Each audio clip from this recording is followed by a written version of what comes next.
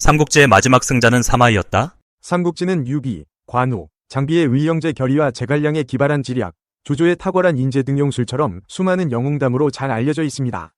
때문에 많은 독자들은 삼국지의 최고 주인공이 누구인가를 묻기 마련이고 저마다 유비, 조조, 제갈량, 송권 등 걸출한 인물을 꼽습니다. 하지만 역사적 결말로 시선을 옮겨보면 삼국의 패권을 사실상 거머쥔 인물은 조금 의외의 방향에서 찾아볼 수 있습니다. 삼국지의 마지막 승자는 과연 누구였을까? 라는 물음에 대해 위촉 5세나라의 각축 끝에 최종적으로 천하를 손에 넣은 이는 조조의 후손도 유비 가문도 송권의 자손도 아닌 사마이와 그의 가문이었습니다. 소설과 연희의 화려한 대서사시 속에서 사마이는 후반부에 활약하는 신중하고 음험한 책사로 묘사되는 경우가 많지만 실제 역사에서 그의 정치적 군사적 수완과 후손들이 보여준 노련한 권력 쟁취는 삼국시대를 종결짓는 결정적 역할을 합니다. 여기서는 왜 삼국지의 마지막 승자는 사마이였다고 말할 수 있는가? 라는 핵심 질문을 중심으로 사마이의 등장과 고평릉 사변을 통해 사실상의 권력을 장악한 과정, 그리고 그의 아들 손자대에 이르러 서진을 세우며 삼국을 통일하기까지의 과정을 다각도로 살펴보려 합니다.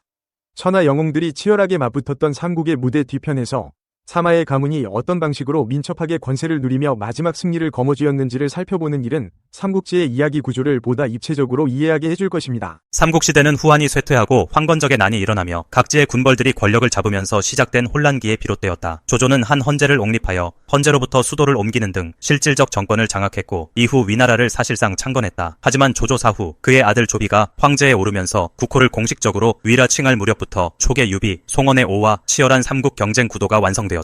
이런 시기에 사마이는 조조에게 발탁되어 매우 총명하며 정치와 병법에 모두 두루 통달했다는 평판을 얻었다고 전해진다. 사마이는 본래 사마방의 아들로 태어나 가문 자체가 대대로 학문과 관직에서 뛰어난 인물들을 배출해온 명문이었다. 젊은 시절부터 유교 경전에 해박했고 정치적 식견과 병사 운영 능력을 함께 갖추고 있다는 소문이 돌았다. 조조는 인재를 중용하는 데 탁월한 능력이 있었는데 사마이를 후한 말기 최대의 전략가 중 한 명으로 평가하며 결국 자신의 진영으로 끌어들였다. 사마이가 실제로 공식 무대에 등장한 것은 대략 건한 연간 이후로 보인다. 조조의 진영에서 여러 관직을 거치며 입지를 다졌고 조조의 아들들인 조비, 조식, 조창 등과도 교류하며 후방 관리 체계를 확립하는 데 크게 기여한다. 촉의 승상 제갈량은 유비 사후 자신의 천부적인 책략과 군사력을 바탕으로 한실부응이라는 명분 아래 위나라를 상대로 오랜 기간 북벌을 감행했다. 이때 위나라 조정에서 가장 두각을 나타낸 군사적 대응자 중 한 명이 바로 사마위였다. 228년 첫 번째 북벌에서 촉의 제갈량이 기산을 공격하자 위나라는 장합 등을 보내 이를 막았다. 당시 조정 내에서도 여러 장군이 투입되었고 사마이 역시 전략 전반에 관여했다. 두 번째 북벌에서 제갈량은 재차 기산을 노렸으나 위나라는 안정을 되찾고 다시금 방어진을 갖추며 맞섰다. 제갈량과 사마이의 본격적인 대치가 극적으로 부각된 것은 제갈량이 여러 차례 치밀한 계책으로 위나라 국병을 위협하던 시점이다. 특히 제갈량의 다섯 번째 북벌로 알려진 234년에 제갈량은 기산을 넘어 오장원 근방에서 군영을 설치하고 대치한다. 위나라는 사마이를 총사령관으로 임명해 이를 막으려 했다. 사마이는 제갈량에 비해 병력면에서 다소 우세했으나 정면 대결보다는 수비 전략을 택하며 제갈량의 식량 공급이 한계에 달할 때까지 기다리는 방식으로 대응했다. 이때 촉군은 제갈량의 병사와 보급 문제, 제갈량의 병세 악화 등이 겹치면서 철수하거나 더 나아가 제갈량 본인이 사망하는 비극에 이른다. 결국 사마이는 대규모 결전을 벌이지 않고도 촉의 북벌을 사실상 좌절시켜 위나라를 안정화시키는 데 성공하였다. 이는 장기적으로 볼 때 사마이가 위나라의 실권을 보다 공고히 하는 결정적인 계기가 된다. 그러나 사마이의 활약은 단지 외부와의 전쟁에서만 두드러진 것이 아니었다. 당시 위나라는 조조 사후 조비 그리고 이어 조예로 황위가 이어졌지만 조예 사후에는 어린 황제 조방이 즉위하게 되면서 정치적 혼란기가 시작된다. 조예가 사망할 즈음 사마이와 조상을 공동섭정으로 삼았으나 실제 권력은 조상 일가 쪽이 많이 가져갔다. 이에 사마이는 겉으로는 병을 핑계삼아 정계를 잠시 물러난 듯 행동했다. 한편 조상은 황씨를 좌지우지하며 정원을 휘두르려 했고 사마이를 경계하였다. 249년 사마이는 고평릉 사건을 주도해 조상을 제거하고 위나라의 정원을 사실상 장악하게 된다. 고평릉 사변은 249년에 사마이가 조상 일파를 몰아내고 위나라 조정의 실권을 장악한 정변을 말합니다. 당시 황제 조방은 어린 나이였고 유죄 따라 사마이와 조상이 공동 섭정 역할을 맡았으나 조상이 권력을 독점하려 하자 사마이가 병세를 가장하며 물러난 뒤 기회를 엿보다가 수도 낙양 인근 고평릉에서 기습적으로 쿠데타를 일으켜 조상 등을 숙청했습니다. 이 사건으로 사마의 가문은 위나라 정권을 사실상 장악하게 되었고 훗날 삼국시대의 패권을 손에 넣는 결정적 발판이 되었습니다. 사마이는 조상의 일가를 축출함으로써 위 내부의 반대 세력을 소거했고 또 다른 잠재적 적대 세력인 여러 유력 가문을 견제하며 자기 가문이 국가 권력을 지속적으로 휘두를 토대를 마련했다. 이후 사마의 자신이 나서 황제를 폐하거나 옹립하지는 않았지만 그의 아들들이 그 뒤를 이어 사실상 위나라 조정의 중심에서 권력을 행사했다. 사마의 사후 그의 장남 사마사가 뒤를 이었다. 사마사는 부친의 영향력을 바탕으로 정권을 안정시켰지만 동시에 황실을 더욱 오가매며 사사로운 권력 기반을 넓혔다. 사마사는 254년 황제 조방이 자신을 견제하려고 하자 조방을 폐위하고 조모를 옹립하는 정변을 단행한다. 이 시기 사마사의 통치 기조는 군권에 있어서 중앙집권을 더욱 강화하는 방향으로 전개되었다. 제야 세력 또는 군벌 성격을 띠던 지방 세력을 보다 강하게 통제하며 중앙정부가 국가사업을 주도하도록 했다. 이 과정에서 원래 조씨 일가가 누려왔던 권위와 지위는 점점 더 사마 가문 쪽으로 기울어졌다. 사마사가 병으로 일찍 세상을 떠나자 차남 사마소가 그 뒤를 이었다. 사마소는 형 사마사의 정책을 계승하며 더욱 공공연히 위나라 최강 실권자로서 행보를 걷게 된다. 사마소는 촉뿐만 아니라 오나라와의 전투에도 깊이 관여했다. 조씨 정권에 비해 사마 가문이 주도하는 위나라 조정은 병력을 효과적으로 재배치하고 오나라 지배층의 분열을 유도하는 등 외교 군사 양면에서 적극적인 전략을 펼쳤다. 사마소는 촉 내부의 정치 변화를 면밀히 파악해 촉의 국력이 이미 기울었다고 판단하고 여러 차례를 거쳐 육손 장관 등의 사후에 정비되지 못한 촉을 압박했다. 마지막으로 촉에 대한 정벌을 현실화하는 것은 사마소의 아들인 사마염 시기에 이루어지지만 사마소가 마련한 외교 군사적 토대가 큰 역할을 했다. 당시 민간에서 사마소의 심장에는 이미 황제의 욕심이 들어있다고 수군댔다는 기록도 있을 정도다. 실제로 260년 위나라 황제 조모가 사마소를 직접 살해하려 시도한 사건이 실패로 돌아가면서 사마소는 조모를 제거하고 다시금 어린 조환을 옹립했다. 이는 명목상 으로는 황제를 교체하는 행위였지만 사실상 조씨 일가는 꼭두각시로 전락한 상태였음을 보여준다.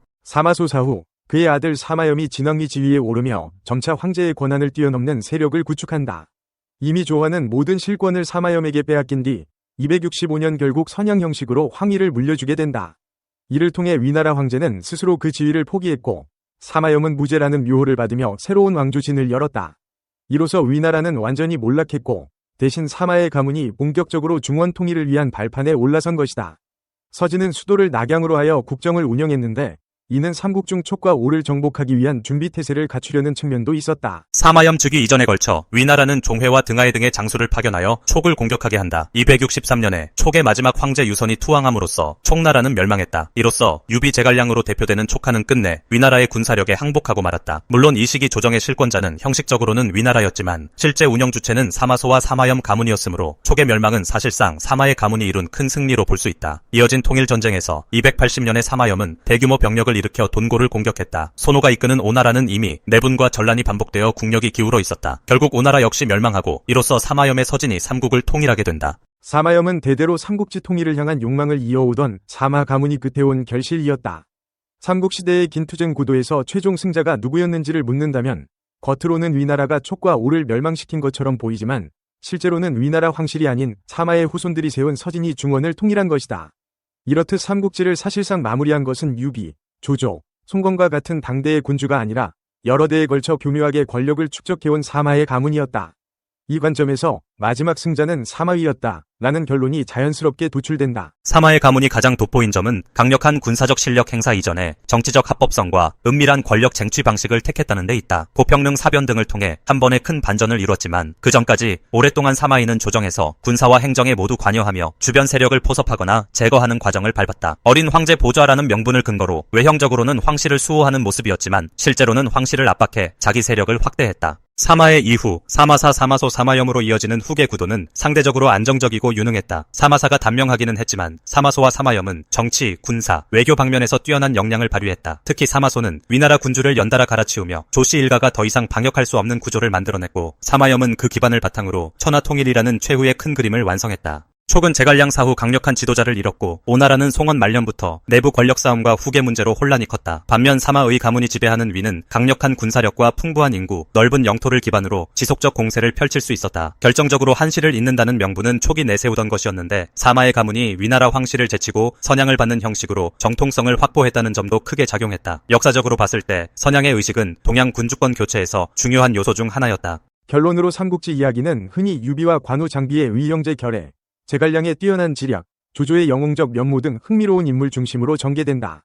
그러나 역사의 결말을 보면 최후의 실권자는 사마이의 후예였다. 유비가 건국한 촉하는 멸망했고 조조의 자손인 조씨는 명목상 황위만 유지하다가 결국 선영을 통해 황제 자리를 사마염에게 넘겼다. 손씨의 오나라도 내분과 쇠락을 이기지 못하고 서진에 항복했다. 따라서 삼국시대의 마지막 승자가 누구냐고 묻는다면 엄밀한 역사적 관점에서 사마이와 그의 후대라고 답할 수 있다.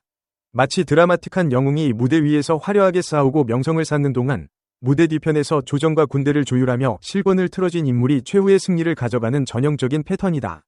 사마의 가문은 바로 그런 방식으로 삼국시대를 사실상 마무리 지었다. 삼국지를 소설이나 역사 이야기로 접하면 유비 관우장비 혹은 조조와 제갈량 등 걸출한 영웅의 이야기에 감동하기 쉽다. 그러나 삼국지가 결국 어떻게 종결되는지 또 누가 진정한 의미의 종결자가 되었는지 주목해보면 사마이의 치밀함과 인내 그리고 그의 가문이 보여준 노련한 정치 술책이 결국 정답임을 알 수 있다. 이는 한편으로 중국 고대 왕조 교체사에서 자주 볼 수 있는 선양의 형식이라는 전통적 권력 이양 방식을 다시금 떠올리게 한다. 이 비디오가 유용했다면 좋아요와 구독 버튼을 눌러주세요. 건강한 삶을 위한 더 많은 팁을 공유할 테니 계속해서 성필원 채널을 지켜봐 주세요. 감사합니다.